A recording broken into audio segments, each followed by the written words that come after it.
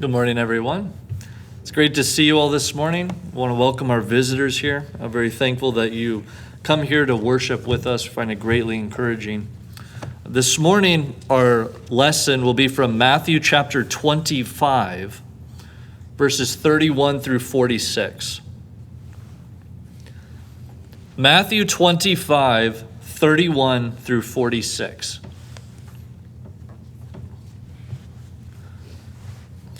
When the Son of Man comes in his glory, and all the angels with him, then he will sit on his glorious throne.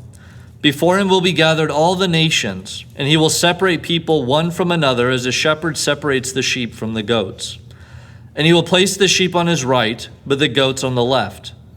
Then the king will say to those on his right, "Come, you who are blessed by my Father, inherit the kingdom prepared for you from the foundation of the world. For I was hungry, and you gave me food. I was thirsty, and you gave me drink. I was a stranger, and you welcomed me. I was naked, and you clothed me. I was sick, and you visited me. I was in prison, and you came to me." Then the righteous will answer him, saying, "Lord, when did we see you hungry and feed you, or thirsty and give you drink? And when did we see you a stranger and welcome you, or naked and clothe you? And when did we see you sick or in prison and visit you?" And the king will answer them, "Truly I say to you, as you did it to one of the least of these my brothers, you did it to me." Then he will say to those on his left, Depart from me, you cursed, into the eternal fire prepared for the devil and his angels. For I was hungry, and you gave me no food. I was thirsty, and you gave me no drink. I was a stranger, and you did not welcome me. Naked, and you did not clothe me. Sick and in prison, and you did not visit me." Then they also will answer, saying, "Lord, when did we see you hungry, or thirsty, or a stranger, or naked, or sick, or in prison, and did not minister to you?" Then he will answer them, saying, "Truly I say to you, as you did not do it to one of the least of these, you did not do it to me." And these will go away into eternal punishment, but the righteous into eternal life. This morning, I wanted to take a moment and reorient ourselves a little bit, because sometimes in the midst of difficulties, we can get caught up in all the day-to-day things, the things we maybe encounter in our own personal lives and affairs, or even the things that we get caught up in through the news and all that. And I'd like us to take a moment and reorient ourselves and to remember that there are things that are eternal.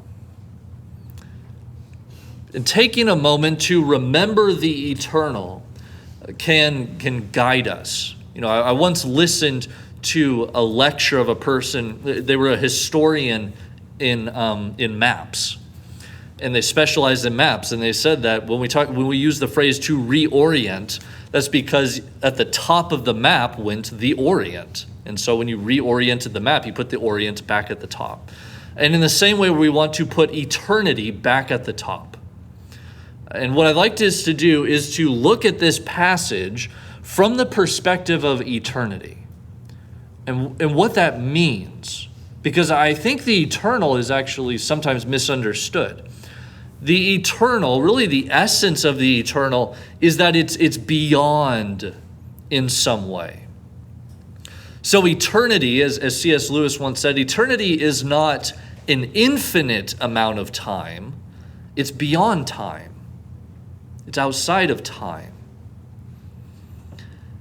And so we're actually going to look at this from the perspective of the eternal, understanding two things.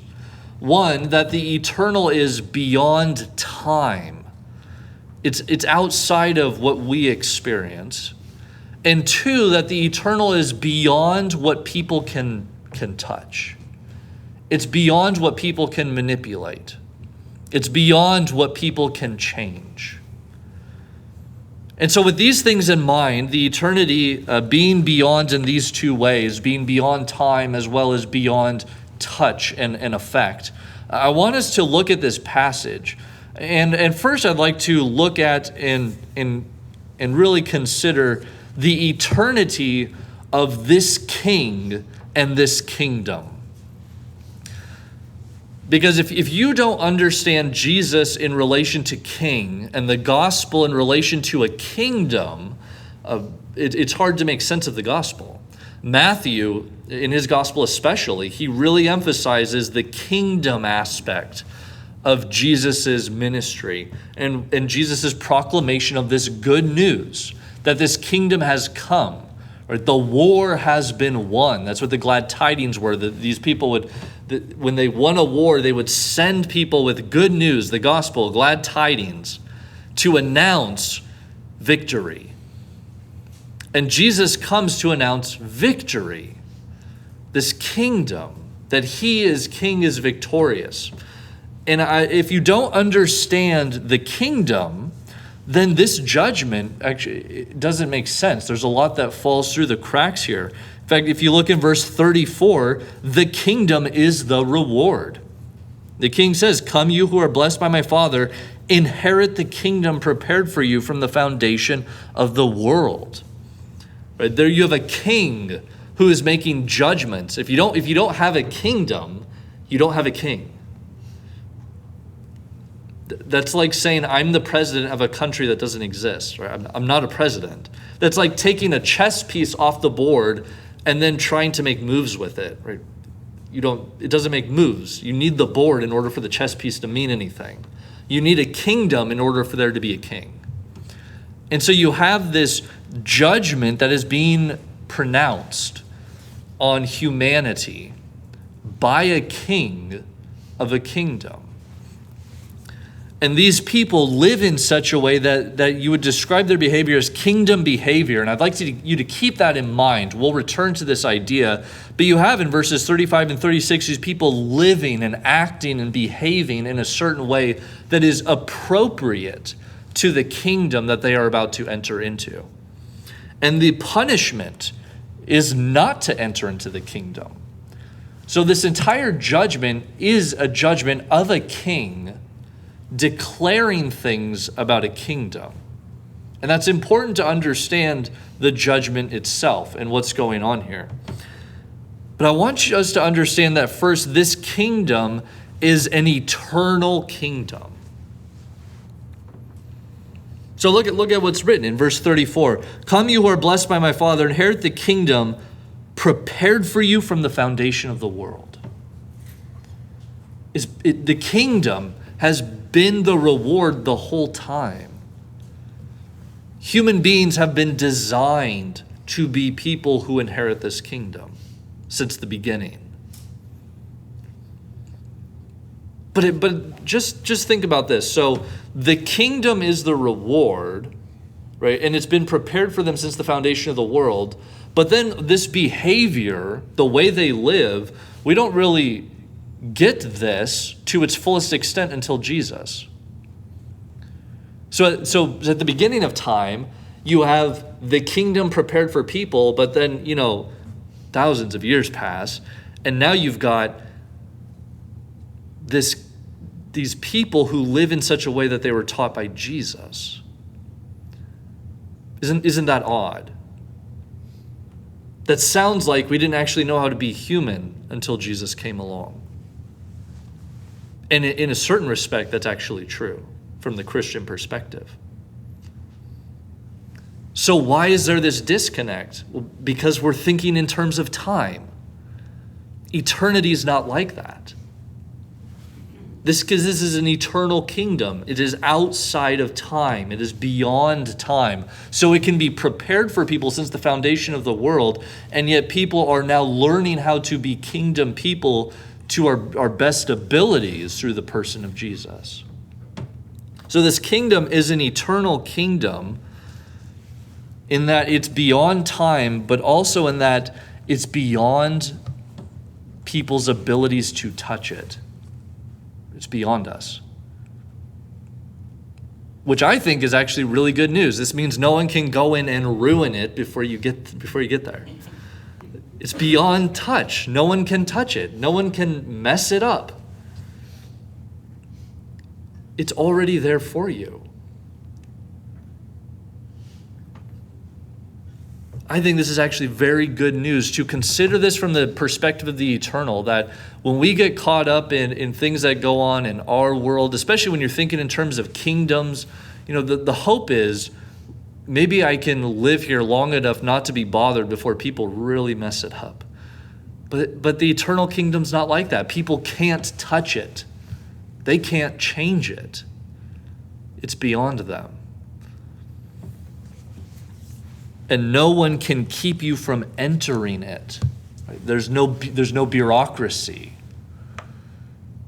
It's just between you and your king. So this kingdom is an eternal kingdom, and this king is an eternal king, because an eternal kingdom requires an eternal king to rule over it. Otherwise, you just have people that keep changing, right? You have one eternal king reigning over an eternal kingdom, and this king is beyond time. And this is really important for understanding God. This is why sometimes God's decisions don't always make sense to us. Because we think about things as they're happening now in terms of time. I had a philosophy professor who put it like this. He said, our now is measured by time, but God's now is measured by eternity. For God, now is eternity. He sees it all at once. And that's really important for understanding our king who makes decisions. Because he can make decisions seeing everything at once for the utmost good, even though in the moment it may not always seem that way. This king is beyond time. He is eternal. But this king, in the fact that he's eternal, means he can't be touched by people. Right? He can't be messed up. You can't depose this king. There is no one who can stop Jesus from being king. You can't vote him out of office. You can't depose him. He's beyond our grasp. His kingship is beyond us. Our king is, you might say, an untouchable king, right? To the point that even death couldn't touch him. Death couldn't stop him. He's eternal. And that's important for understanding this passage about judgment. This king is making judgments from an eternal perspective, about a kingdom that is eternal, about people who will enter into this eternal kingdom.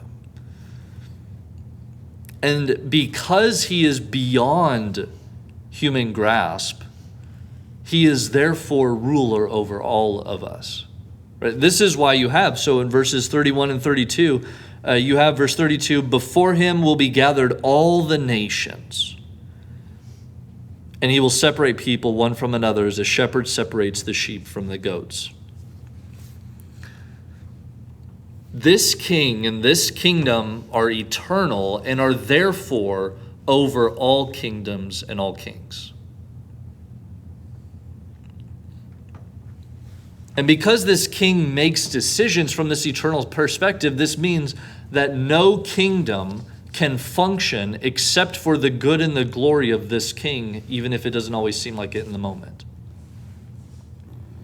This is why we need to reorient ourselves, to put eternity back at top, to remember that sometimes we're confused, sometimes we're distressed and anxious, and sometimes there are things we don't understand. God's plan maybe seems to be going in a way we don't quite expect. And I want to be clear, I wrote this lesson before there was a decision, by the way, in the election. And so this lesson was meant to go either way. And no matter which way you go, it will always work for the good and the glory of God and his kingdom, even if it doesn't seem like it in the moment. And that's so important to remember and to keep in mind. No kingdom can function except for the glory of this king and his kingdom, no matter what it seems like in the moment. So there's an eternal king and an eternal kingdom. But now you also have these people who are involved, these subjects, these nations that are gathered before this king. because you have here an eternal aspect of people. In fact, we can't really understand ourselves if we don't understand ourselves in light of eternity, in light of having some connection to and eventually being outside of time, having some connection to and eventually being in a place where no one can change us, no one can touch us. Death will have no hold over us.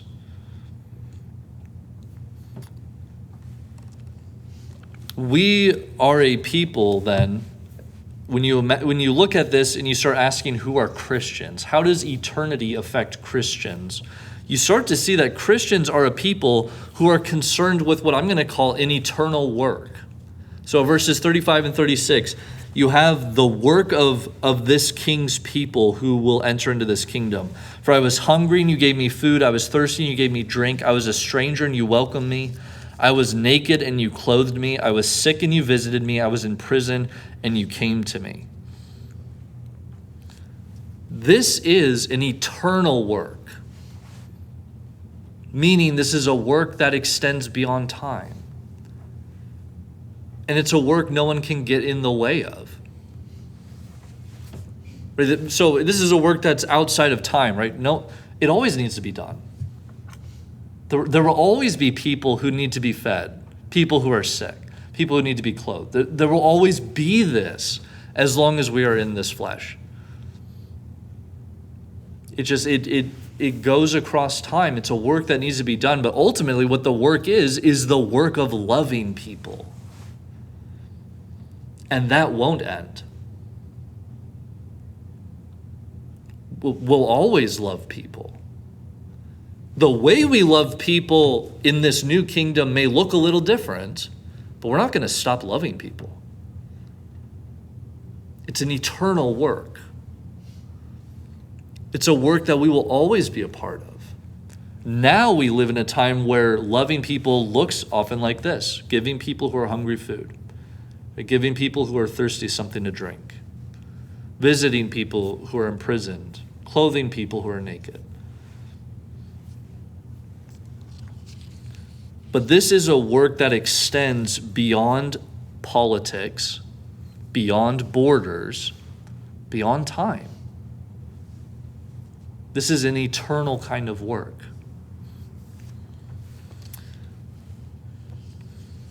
And this is a work that is beyond time in the sense that it's eternal, and also that no one can stop you from doing. Right now, no government in the history of the world has ever stopped someone from loving someone else. You can't stop it. It's untouchable, right? You think about even when you have some of the most oppressive regimes, right, like Nazi Germany, you still had people hiding Jews out of love. You still had people in concentration camps loving people and taking care of them. You can't stop it. It's an eternal work. No one can stop you from doing it. It's untouchable. And I don't know about you, but I actually find that very comforting to know that there are things I can do people have no right and, in fact, no power to stop me from doing. No one can stop me from loving someone. No one can stop me from praying for someone. There are things in life that are untouchable, no matter what people may tell you, because eternity is real, because there are things that are eternal.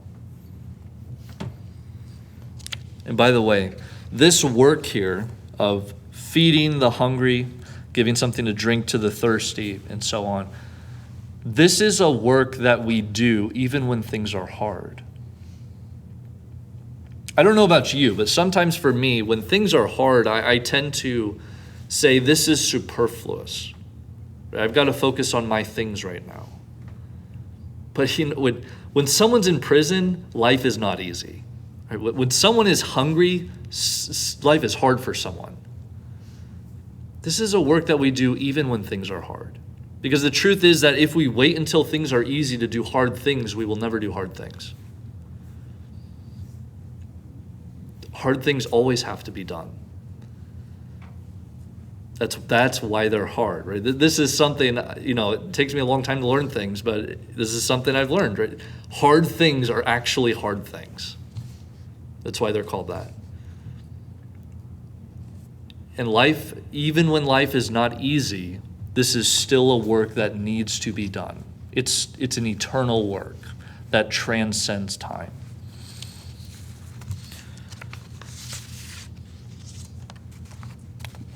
One thing I want to point out here is you have, of course, this eternal judgment of these people. In verse 46, it says, "And then these will go away into eternal punishment, but the righteous into eternal life." When we understand people, we must always understand them in light of eternity. This is why the Christian writer Dallas Willard asked this question, right? The question is not, is there life after death? The question is, can you stop existing even if you wanted to? It's actually a much more important question.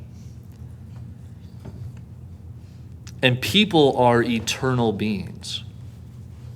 We will spend the majority of our existence in eternity. This is just a drop in the bucket. This is the loading screen, if you will. Like there's more that's coming. This is barely the beginning. We are eternal creatures who exist eternally, and we must understand ourselves in that way. That knowing that when we love someone, we are loving someone who will not stop existing. We are loving someone who will continue forever. So, understanding eternity, we understand that there is an eternal king who has an eternal kingdom, and there are also eternal people who will be outside of time, people whose existence is untouchable. No one can stop you from existing. And this is important for understanding then this next and final topic, which is there's an eternal judgment. As we read in verse 46, you have this summary: these will go away into eternal punishment, but the righteous into eternal life. True justice requires an eternal judgment. That is a judgment that is outside of time, because sometimes in justice we can't see everything that goes on. We need someone who is outside the perspective to put it into place for us. But this is also an eternal judgment in the sense that it can't be touched by people, right? You can't bribe Jesus. What does he need with money? What is money to an eternal king? You can't influence him like that. You can't manipulate him. His judgment is eternal. It's outside of time. It's beyond the grasp of people. No one can change it and manipulate it. And we have here two different judgments. One is this eternal punishment. So you read in verse 41, then he will say to those on his left, "Depart from me, you cursed, into the eternal fire prepared for the devil and his angels." It's actually really important for understanding what hell is. That hell was, you have in verse 34, the kingdom is made for people. In verse 41, this eternal fire is prepared for the devil and his angels. So hell is not a place that was made to send wicked people to. Hell is actually prepared for the devil and his angels, because there's a whole story there that we just actually don't know very much of between God and the devil and the angels. But hell was prepared for the devil and his angels to, as Jude puts it, right, imprison them, to kind of quarantine them, to keep sin and temptation away from God's kingdom. But any people who have gotten caught up in the work of the devil and his angels and are unrepentant are also going to be judged with this. And it's an eternal judgment. It's a judgment that cannot be changed. That you can't break out of hell like you could break out of prison. You can't touch it. We have no power over it. It's also outside of time, which means there is a sense that it goes on forever, but again, it's not an infinite amount of time. It's outside of time. It's not subject to time. This is important for understanding sin, right? Because the devil and his angels have this eternal aspect about them. And have you ever noticed that sin doesn't really change? Right? Like it comes about, it looks like it's coming about in new ways, but it's the same thing. People are lying, people are murdering, people are stealing. It's the same thing. This is why, one Christian speaker once said that the devil is boring. Right? It's the same old thing over and over and over again. He's an eternal being who can't think of anything new. Sin is the same over time. And this eternal judgment for eternal beings is outside of time, and it can't be touched by people. No one can force the king to declare something different, and no one can alter the king's decision once it's been made. But there's also this eternal judgment for those who will enter into what is written here as eternal life, this new kingdom. And this eternal life, this judgment also cannot be changed. It's eternal, right? In heaven there will be no temptation. You can't go to heaven and then leave it and get kicked out. It's eternal. It's outside of it's outside of people's grasp. And it's also eternal in the sense that it's outside of time. It's an eternity in the presence of the glory of God. It's an eternity in the presence of angels, an eternity in the presence of people who love God, people who will hold the door open for you, right? The kind of people you want to be around. It's an eternity in a kingdom, in a new land, in a place where there are people you want to be around, in a place where the goodness and the glory of God is present in a visible way.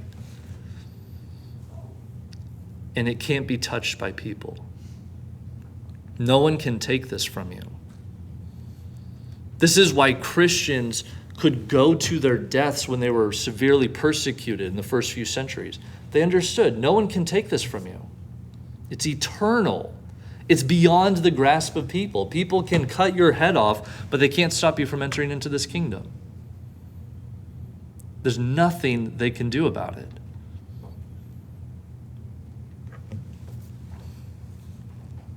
This will be a life that no one can take from you. A life that will never diminish in glory. A life that will never become boring, right? Sin grows boring really fast. It's exciting for maybe the first time, and after that, it is just dull and boring. But this is not a life like that. This isn't a life of an eternity of an infinitely glorious God.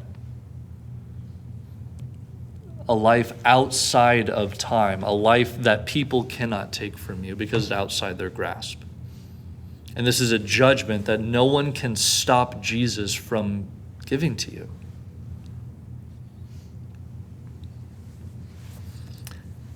As I said, sometimes it's nice to take a moment and to reorient ourselves, to put eternity back on top of the map, to keep in mind that there are things that people can't touch.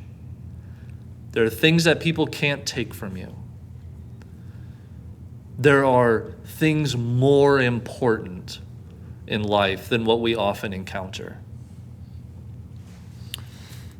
As Christians, our eyes are to be fixed on the eternal, right? An eternal kingdom, an eternal king, people who will exist eternally, and also being ready for an eternal judgment that will be pronounced. And it was promised that it will be pronounced. And so at this time, we always like to offer an invitation.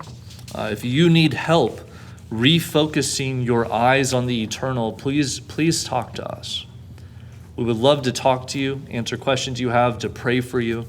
If you need to be ready to encounter this eternal judgment, if there's anything that we can do to help you to be ready, again, please don't keep it to yourself, but talk to us or even come forward now as we will stand and sing the song of